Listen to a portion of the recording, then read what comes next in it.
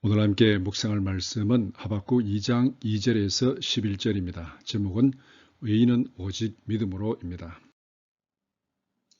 여호와께서 내게 대답하여 이르시되 너는 이 묵시를 기록하여 판에 명백히 새기되 달려가면서도 읽을 수 있게 하라.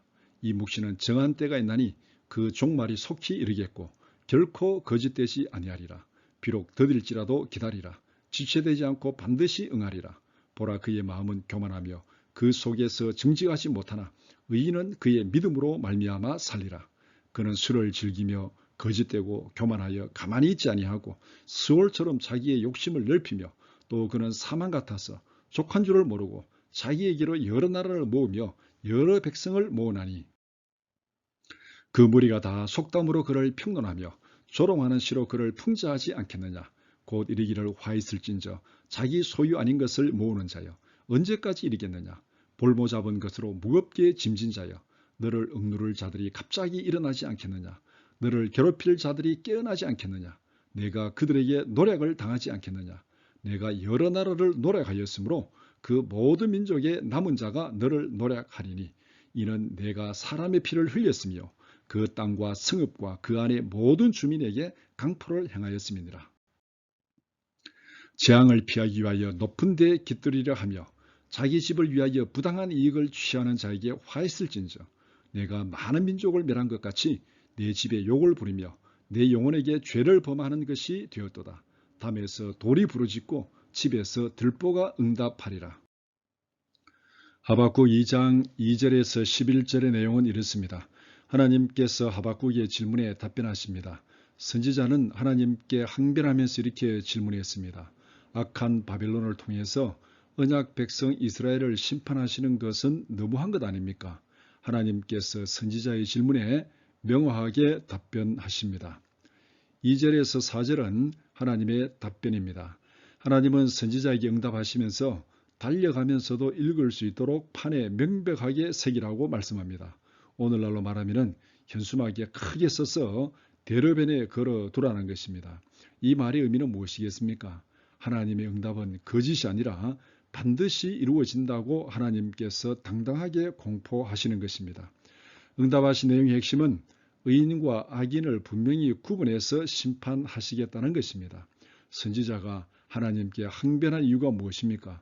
악인을 들어서 의인을 심판하는 것이 있을 수 있는 일입니까? 하나님은 선지자의 항변에 분명한 계획으로 답변하십니다. 5절에서 11절은 바벨론에 내릴 심판입니다.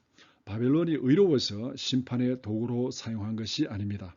악한 자를 들어서 심판의 도구로 사용하고 그를 더 철저하게 심판하겠다는 것이 하나님의 계획입니다. 바벨론에 대한 심판은 2장에서 오중적으로 선포됩니다. 화 있을진저라는 말이 5번이나 나옵니다.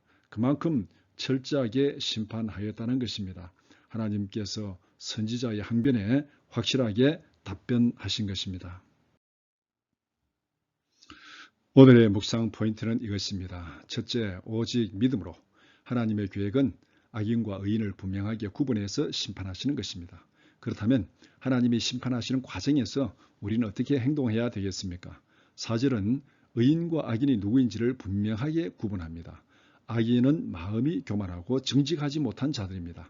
마음이 교만하다는 것은 창조자 하나님을 인정하지 않는 것입니다. 하나님을 무시하고 자기 마음대로 행동하고 자기를 신으로 생각하는 자들은 모두 교만하고 악한 자들입니다. 그 속에 거짓이 있다는 것은 자기의 탐욕을 채우기 위해서 속이고 착취하는 것을 의미합니다. 하나님의 말씀은 나와 너에게 동일하게 적용되는 객관적인 기준입니다. 교만한 자들은 하나님의 말씀을 적용하지 않습니다. 자기 자신이 자기에게 법입니다. 그렇게 되면 자기에게 유익하다고 생각되는 것은 옳은 것이고 자기에게 해롭다고 생각되는 것은 나쁜 것입니다. 하나님의 기준이 아니라 탐욕을 채우기 위한 자기의 기준을 다른 사람들에게 적용하는 자들은 거짓되고 악한 자들입니다. 악인과 다르게 의인은 어떤 사람들입니까? 의인은 그의 믿음으로 말미암아 살리라고 말씀합니다. 탐욕을 채우기 위한 자기의 기준이 아니라 자신이 믿고 있는 하나님의 말씀을 적용하고 실천하는 사람들이 의인입니다. 간단히 정리하면 하나님의 계획은 타락한 욕심을 따라 행동하는 사람과 하나님의 말씀을 따라 행동하는 사람을 분명히 구분하여 심판하시는 것입니다. 우리의 생각과 행동을 이끌어가는 기준이 무엇입니까? 하나님은 각자의 생각과 행동을 이끌어가는 기준에 따라서 의인과 악인을 구분하시고 심판하십니다. 말씀을 따라 살아가는 사람이 믿음으로 살아가는 의인입니다. 둘째, 악인이 받을 심판입니다. 하나님은 바벨론에 대한 철저한 심판을 선포하십니다. 성경은 바벨론을 특정한 나라로만 말하지 않습니다. 하나님을 부정하고 자신의 힘을 신으로 삼고 살아가는 모든 악한 자들의 상징으로 사용할 때가 많이 있습니다. 그렇다면 오늘 본문에서 말씀하고 있는 바벨론에 대한 심판을 역사 속의 한 제국에 대한 심판을 넘어서 모든 악한 자들에 내려질 심판으로 이해하고 적용하는 것이 타당합니다. 하박국 2장에 기록하고 있는 바벨론이 행한 악의 특징을 세 가지로 정리할 수 있습니다. 첫째는 교만과 거짓입니다. 둘째는 방탕과 성적 타락입니다. 셋째는 우상 숭배입니다. 어느 시대를 막론하고 악한 자들에게는 이 세 가지가 예외 없이 한 세트로 따라다닙니다. 6절에서 11절까지는 교만하고 거짓된 자들이 받을 심판에 대해서 말씀합니다. 교만하고 거짓된 자들의 두드러진 특징은 속이고 착취하는 것입니다.